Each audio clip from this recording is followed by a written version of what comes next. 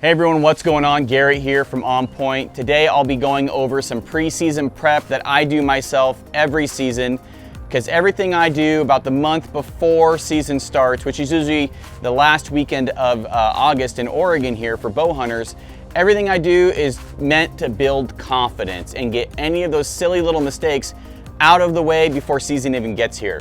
You know, that piece of equipment that you didn't know you had problems with prior to taking it into the field, anything new that might be on your person or on your back or whatever it may be, let's get those little silly mistakes out of the way now so we can have success when we finally have that chance at a big buck or that big bull. So let's go over 3 things that I'm going to suggest that you do pre-season, and we'll start right now.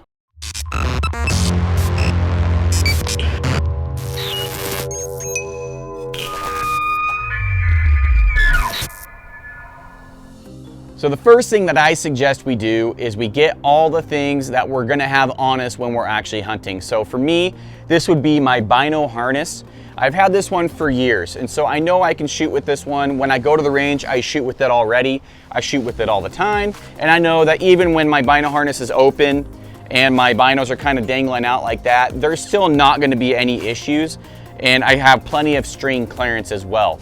So this is something that I always have on me as I'm hunting, and this is something that if you're hunting with for the first time or you're hunting with a different bino harness, that you be sure to shoot with it on, or whatever it may be. This is just an example. Shoot with it on at the range, and also at different shot angles, kneeling, prone, up a hill, down a hill. Make sure that there's no string contact anywhere on this part to make sure that you have an accurate shot. Second thing is that I hunt with a pack on a lot, and a lot of these elk hunters and backcountry hunters are hunting with a pack on, and therefore they're shooting with a pack on. How many videos have you seen where guys have a pack and then they just get a shot all random and it just happens so fast? There's no time to take it off, nothing. And so what you need to do is you may wear that pack and make sure that there's nothing that's gonna tangle up in your string, nothing that you've added onto your pack since last year that's gonna cause you issues. And make sure that also that you can actually draw quietly and draw efficiently with a pack on there. And make sure that you have the pack loaded to the weights that you're gonna be hunting with, or else you may run into a different discrepancy or just something that may have you off balance for when that shot gets here. There's nothing worse than drawing back and maybe one of your shoulder straps is just pulling your shoulder down a little bit, or just you can't get that good expansion during your shot because your pack's preventing that. There's just resistance somewhere, or there's something in the way of your string.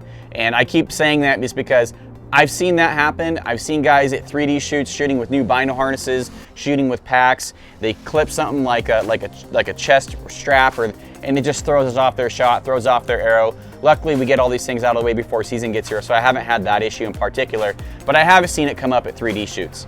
So getting down into the arrows, I'm always an arrow guy. I love talking about arrows, arrow setups, but this is something that I think a lot of guys do, but they maybe don't do it the exact way that I do, which is fine, but I'm so meticulous when it comes to this stuff, is that I have a bunch of broadheads right here, and I have my hunting arrows. I have each one of them labeled, and I shoot every hunting arrow without a broadhead first out to 80, 90 yards, whatever it may be, however far I can shoot, and I make sure that they're all hitting right where I want them to be.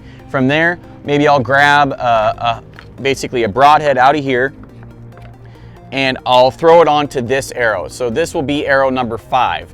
And this broadhead is now number 5 if they shoot well together. And now, if these broadheads and these arrows are smoking the target out to 80 yards where I'm gonna shoot later, maybe potentially during season, you know, out west we get some far shots out here, you wanna make sure, at least I do, and not that it probably does matter, but this is something that I do just to keep confidence up, right? Everything I'm doing prior to season is to build confidence in my setup and in myself. And so this broadhead is now broadhead 5 because it goes to arrow number 5. And these have both proven themselves at the range at whatever the farthest distance I will take a shot at prior to getting out in the field. It's not just shooting a couple arrows and then assuming that all the other arrows are good to screw broadheads onto and then filling your quiver. It's having every single arrow matched to a broadhead and then having every single setup 1 through 6 or whatever, 1 through 12, prove themselves in the field prior to even making it in your quiver. That's something that I have seen come into play, that I know that if you are maybe being a little bit lazy or just don't have enough time to do, you may regret that when you grab that one arrow out of your quiver that you did not practice with, and by golly, it's not shooting where the rest of them were. Not every arrow, just because you tuned a couple arrows in a batch, not every arrow is going to shoot the same. I always usually have one, maybe two out of a dozen that just are a little bit off. Even with the spine indexing, the knock tuning, it just sometimes, just for whatever reason, that broadhead doesn't agree with that arrow, or that arrow is just a little bit different than the rest of them. It's hard to say what the difference is, but there definitely is a difference on point of impact when you're shooting them. So definitely a hot tip there. Really suggest you plan that one out, take the time, build that confidence, and move on to the next step. And that's what I have for today, guys. Expect some more videos like this coming soon, where I'm actually out in the field and I'm showing some tips and tricks that you might not think of when that time comes, to make sure that you hit your target instead of glance that, branch or miss high or miss low. Just things that can help you find success easier when you're actually out in the woods and that time does come. So appreciate you guys for listening, and I'll see you on the next one. Bye.